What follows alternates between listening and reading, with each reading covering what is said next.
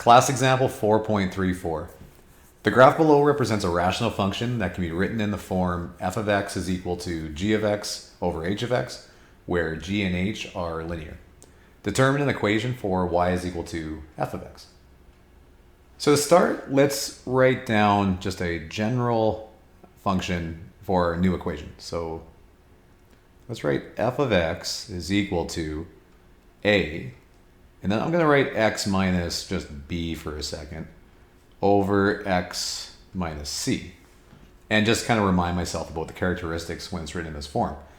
So the numerator, the factor we have in the numerator here is really going to correspond to our x-intercept. And the denominator, or the factor in the denominator, is going to correspond to our vertical asymptote. So let's look over to our graph because we know some of these things.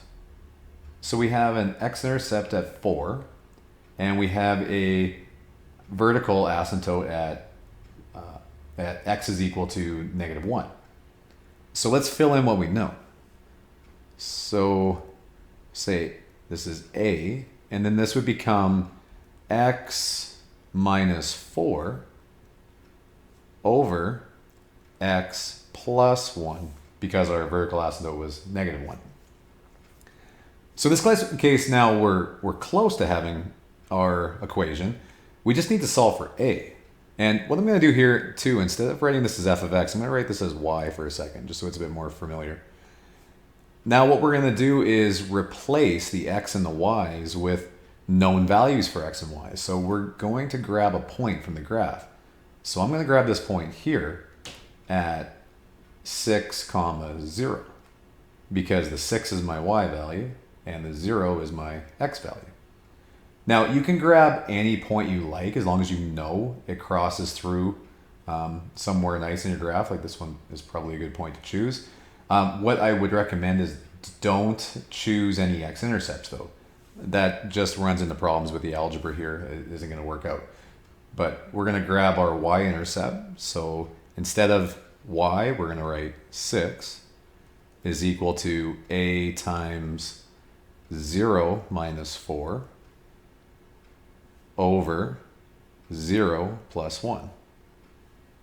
So this becomes 6 is equal to -4a over 1, if you like, but we don't really need to write that. So then a is equal to -3 over 2. Now we'll just replace -3 over 2, or the a, with -3 over 2. So we get f of x is equal to, now I don't want to cram this -3 over 2 up into the numerator as well.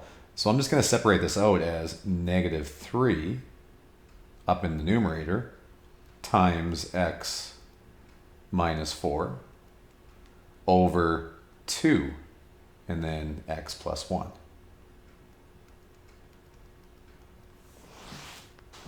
So there is our equation for f of x. Now part B asks us to find the equation of the horizontal asymptote.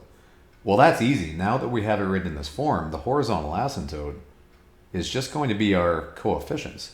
And the reason that we get away with this is because the degree of the numerator and denominator are both 1. They're both the same, I should say. If they were 2 or 3 or anything else, it would also work. So then we know that we have a horizontal asymptote at x is equal to -3 over 2.